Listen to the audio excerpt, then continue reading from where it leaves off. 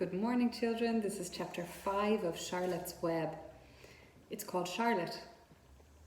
The night seemed long. Wilbur's stomach was empty and his mind was full. And when your stomach is empty and your mind is full, it's always hard to sleep. A dozen times during the night, Wilbur woke and stared into the blackness, listening to the sounds and trying to figure out what time it is. A barn is never perfectly quiet. Even at midnight, there's usually something stirring. The first time he woke, he heard Templeton gnawing a hole in the grain bin. Templeton's teeth scraped loudly against the wood and made quite a racket. That crazy rat, thought Wilbur. Why does he have to stay up all night, grinding his clashers and destroying people's property? Why can't he go to sleep like decent animals? The second time Wilbur woke, he heard the goose turning on her nest and chuckling to herself. What time is it? Whispered Wilbur to the goose. Probably about 11:30, said the goose. Why aren't you asleep, Wilbur? Too many things on my mind, said Wilbur. Well, said the goose, that's not my trouble.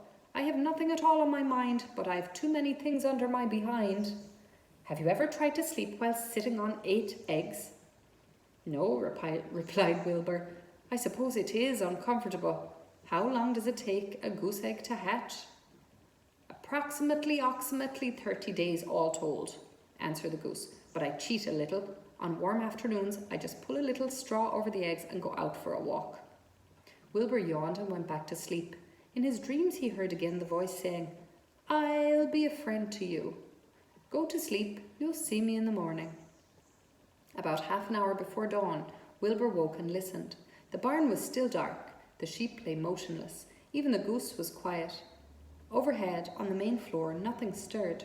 The cows were resting, the horses dozed. Templeton had quit work and gone off somewhere on an errand. The only sound was a slight scraping noise from the rooftop, where the weather vane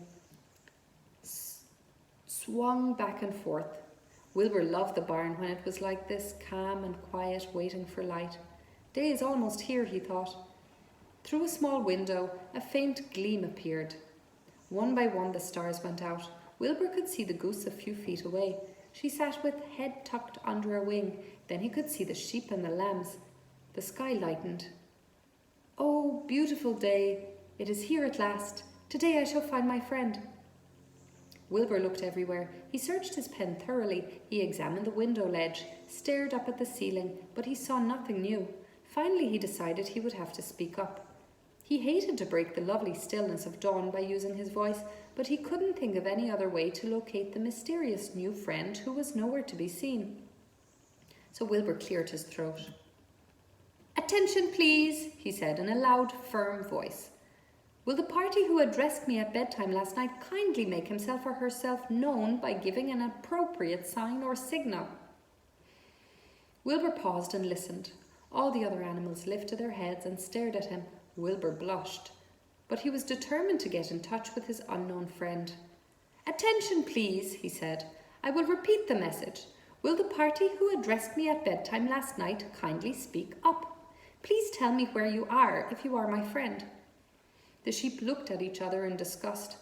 Stop your nonsense, Wilbur, said the oldest sheep. If you have a new friend here, you are probably disturbing his rest, and the quickest way to spoil a friendship is to wake somebody up in the morning before he is ready. How can you be sure your friend is an early riser? I beg everybody's pardon, whispered Wilbur. I didn't mean to be objectionable. He lay down meekly in the manure facing the door. He did not know it, but his friend was very near, and the old sheep was right. The sheep was still asleep. Soon Lurvy appeared with slops for breakfast. Wilbur rushed out, ate everything in a hurry, and licked the trough. The sheep moved off down the lane. The gander waddled along behind them, pulling grass, and then, just as Wilbur was settling down for his morning nap, he heard the thin voice that had addressed him the night before. Salutations, said the voice. Wilbur jumped to his feet. Salut what? He cried.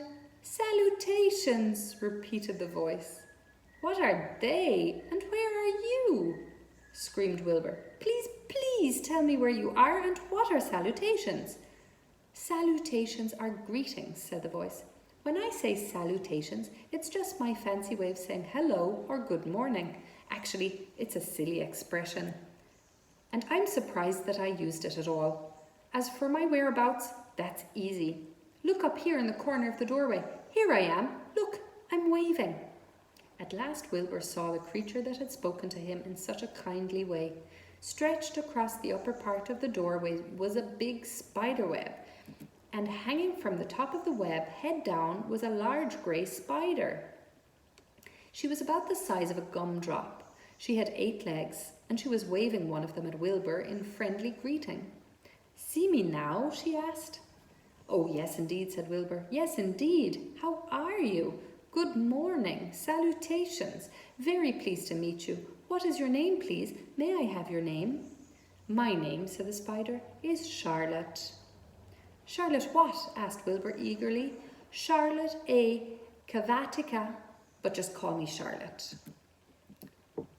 I think you're beautiful, said Wilbur. Well, I am pretty, replied Charlotte. There's no denying that.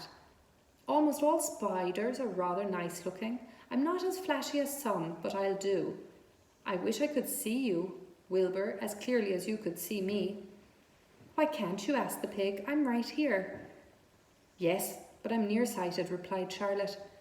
I've always been dreadfully nearsighted. It's good in some ways, not so good in others.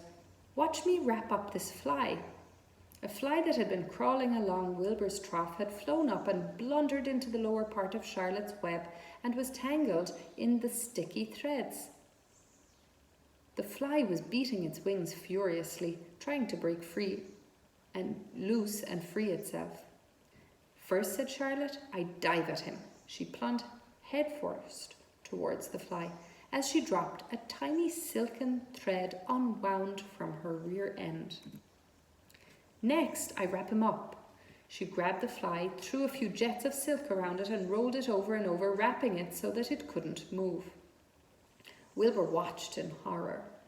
He could hardly believe what he was seeing, and although he detested flies, he was sorry for this one. There, said Charlotte, now I knock him out, so he'll be more comfortable. She bit the fly. He can't feel a thing now, she remarked. He'll make a perfect breakfast for me. You mean you eat flies? Gasped Wilbur. Certainly. Flies, bugs, grasshoppers, choice beetles, moths, butterflies, tasty cockroaches, gnats, midges, daddy-long-legs, centipedes, mosquitoes, crickets, anything that is careless enough to get caught in my web. I have to live, don't I? Why, yes, of course, said Wilbur.